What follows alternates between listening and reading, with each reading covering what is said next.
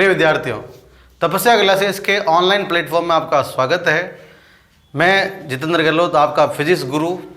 इस लेक्चर में हम लोग इलेक्ट्रॉन जब नाभिक के चारों ओर वर्ताकार पथ में चक्कर लगाता है तो उसका आवर्तकाल क्या होगा, आवर्ती क्या होगी, उसकी गणना करेंगे। तो स्टार्ट करते हैं आज की क्लास।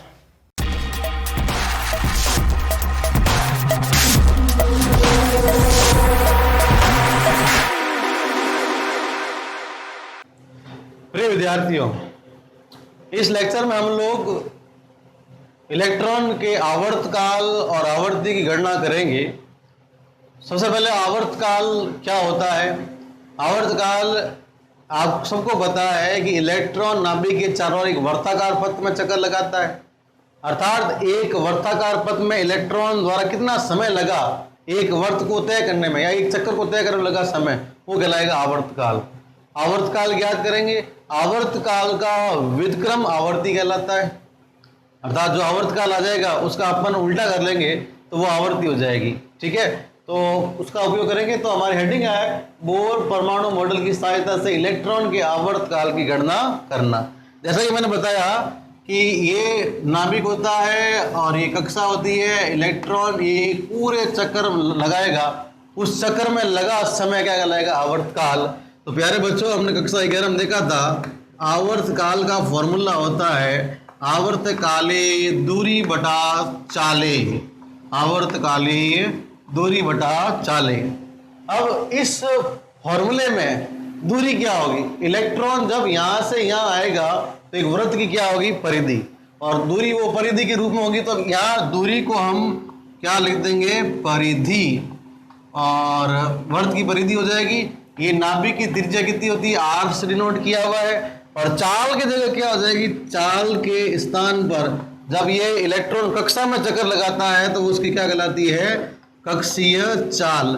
तो फॉर्मूला परिधि को हम 2πr से डिनोट करेंगे, चाल को v से डिनोट करेंगे और आवर्तकाल को कैपिटल T से। तो हम ऐसा लिख सकते हैं कि आवर्तकाल बराबर इस सिचुएशन में परिधि बटा कक्षीय चाल, कक्षीय चाल। ठीक है, थोड़ा सही कर दिया। आवर्तकाल को T से लिखा, ये 2πr होता है, स्मॉल r लिखेंगे क्योंकि परिधि अपने त्रिज्या स्मॉल r लिए, चाल को v से लिखेंगे। अतः हम क्या सकते हैं, T बराबर 2πr अपॉन v। प्यारे बच्चों, इस फॉर्मूले में r और v का फॉर्मूला लिखना है आपको। r का फॉर्मूला लेक्चर नंबर 4 में हमने जो डिराइव किया वो यहाँ लिखना है। v का फॉर्मूला जो लेक्चर नंबर 5 में हमने ज्ञात किया वो लिखना है। ठीक है, तो आप सबको यहाँ से वी नो दैट, इसकी ज़्यादा डिटेल आपको लेक्चर 4 में मिलेगी। तो r बराबर होता है n square h square upon 4π square k z square m। ठीक है, और आप सभी जानते हैं, ये आपको ज़्यादा डिटेल चाहिए तो लेक्चर 5 में है। v बराबर होता है NH अपॉन ये होता है 2π k z square upon NH। तो ये वहाँ पर हमने डेराइव किया था। ये दोनों फॉर्मूले मैंने आप सबको कहा हुआ है, ये फॉर्मूला आपके हर डेरिवेशन में काम आएगा। तो आपने देखा, तो ये इसको समीकरण लगा देते हैं 1, इसको समीकरण 2, इसको समीकरण 3।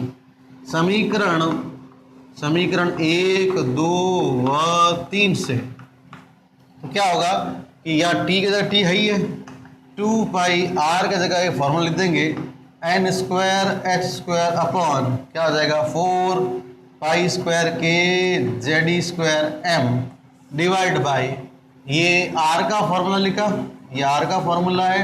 अब लगाना है v का फॉर्मूला। v का फॉर्मूला ये रहा, क्या v का फॉर्मूला 2π, ये इसको सबको यहाँ से हटा के हम आगे लिखते हैं, थोड़ा आपको दिखने में भी अच्छा लगेगा, मज़ा आएगा, एकदम चटपटा लगेगा आप लोगों को। तो t बराबर ये हो जाएगा 2π, r की जगह आ गया n square h square upon 4π square k z square m divide by v की जगह आ जाएगा ये formula 2π k z square divide by NH। यहाँ पर 2π से 2π कैंसिल हो जाएगा और जो भी है इसको सॉल्व करके लिखते हैं t बराबर n ऊपर जाएगा n क्यूब स्क्वायर था, क्यूब हो गया h, ये h है, h स्क्वायर और h क्यूब हो जाएगा divisible by 4 pi square k की जगह k इंटू k स्क्वायर हो जाएगा, z इंटू z स्क्वायर हो जाएगा, e square into e square e की पावर 4 हो जाएगा, साथ में क्या बचा m। प्यारे बच्चों, ये इसमें अपन हर एक वेरिएबल का डिफाइन करते हैं। t क्या है? आवर्तकाल, टाइम पीरियड जिसको हम बोलते हैं इंग्लिश में। n हो जाएगा क्वांटम नंबर या कोष की संख्या, देन h है प्लांक कांस्टेंट, प्लांक नियतांक भाई। चलो k हो गया कूलम कांस्टेंट या कूलाम नियतांक। फिर z है आपके एटॉमिक नंबर, मतलब परमाणु क्रमांक। e है इलेक्ट्रॉन पर चार्ज, तो इलेक्ट्रॉन पर आवेश। ठीक है बच्चों। और m क्या है? मास ऑफ इलेक्ट्रॉन, इलेक्ट्रॉन का द्रव्यमान। अब इसमें कांस्टेंट कौन कौन है? देखिए, प्लांक कांस्टेंट है, वैल्यू 6.62 इंटू 10 की घात -34 जूस के साथ। कूलम कांस्टेंट है 9 इंटू 10 की घात 9 newton meter square upon coulomb square है। इलेक्ट्रॉन पर आवेश 1.6 इंटू 10 की घात -19 कूलम। इलेक्ट्रॉन का द्रव्यमान 9.1 इंटू 10 की घात -31 किलोग्राम। तो ये आपने देखा। अब इसमें इस फॉर्मूले को थोड़ा आगे बढ़ाते हैं हम लोग, तो देखते हैं।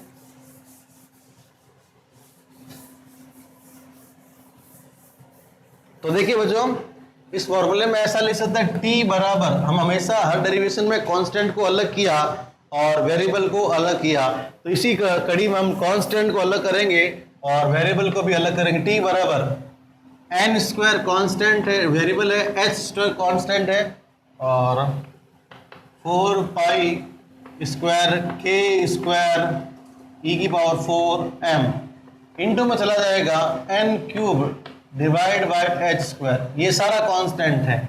तो डेरिवेशन तो ये समाप्त होता है, इसकी वैल्यू सॉल्व करने की जरूरत नहीं है, हमें यहाँ तक ही चाहिए।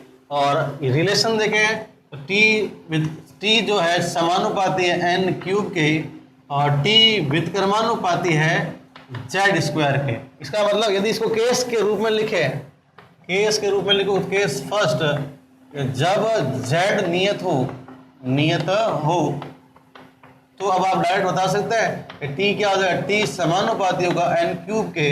इसका मतलब कोष की संख्या बढ़ने पर आवर्तकाल बढ़ता है और कोष की संख्या घटने पर आवर्तकाल घटता है। ठीक है।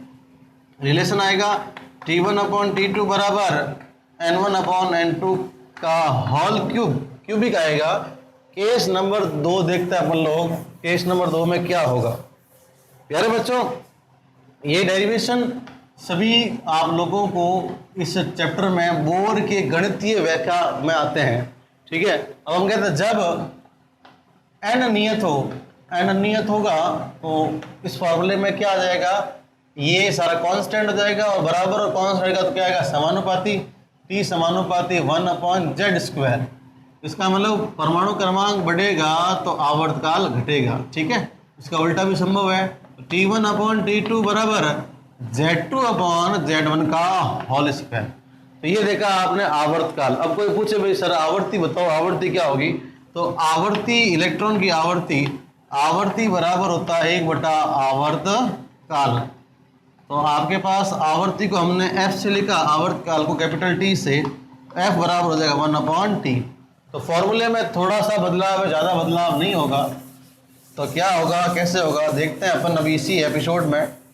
तो देखिएगा, तो हमारे पास f बराबर 1 अपॉन t का फॉर्मूला लिख दो, h cube upon 4 pi square k square e की power 4m into n cube upon z square. बच्चों थोड़ा सा जब आप डेरिवेशन करें तो आप स्टेप को समझ के करें, आगे गलती मानवीय है, हो सकती है। ठीक है। तो आप ध्यान से इसको देखें। तो f बराबर क्या हो जाएगा? ऊपर लेके जाए सबको, तो ये हो जाएगा 4 पाई स्क्वायर के स्क्वायर ई की पावर 4 एम और इंटू में जेड स्क्वायर रहेगा upon h cube divide by n cube. तो ये आई आवर्ती का फॉर्मूला। इससे स्पष्ट है आवर्ती जेड स्क्वायर के क्या होगी, समानुपाती, और आवर्ती एन क्यूब के क्या होगी, विद कर्मानुपाती। उल्टा ही संबंध होता है, सीधे ही आप देख सकते हैं। तो ये आप फर्स्ट केस और ये सेकंड केस मान सकते हैं, ठीक है।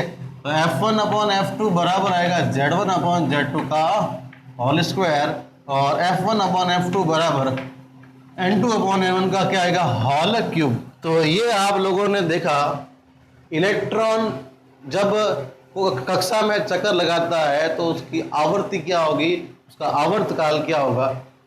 तो अभी तक हमने क्या देखा, अभी तक हमने लेक्चर नंबर 4 से लेके अभी तक हमने देखा कि हमने परमाणु की त्रिज्या क्या होती किस प्रकार ज्ञात की, उसका फॉर्मूला अलग लिखा। फिर हम लोगों ने परमाणु में इलेक्ट्रॉन कक्षीय चाल ज्ञात की, उसका फॉर्मूला अलग लिखे न्यूमेरिकल के पॉइंट ऑफ व्यू से। फिर हम लोगों ने आज देखा आवर्तकाल, इलेक्ट्रॉन की आवर्तकाल और आवर्ती गणना की। इन फॉर्मूलों को एक फॉर्मूला बार बना के लिखे, एक अलग पेपर पर फॉर्मूले लिखें। तो आज का लेक्चर आपने देखा, आई होप आपको लेक्चर समझ में आया होगा। तो आप लोग क्या करें, सब्सक्राइब करें, लाइक करें, शेयर करें और आपका प्यार इसी प्रकार हम पर बनाए रखें। तो आगे मिलते हैं नेक्स्ट एपिसोड में, जब तक के लिए धन्यवाद, थैंक यू।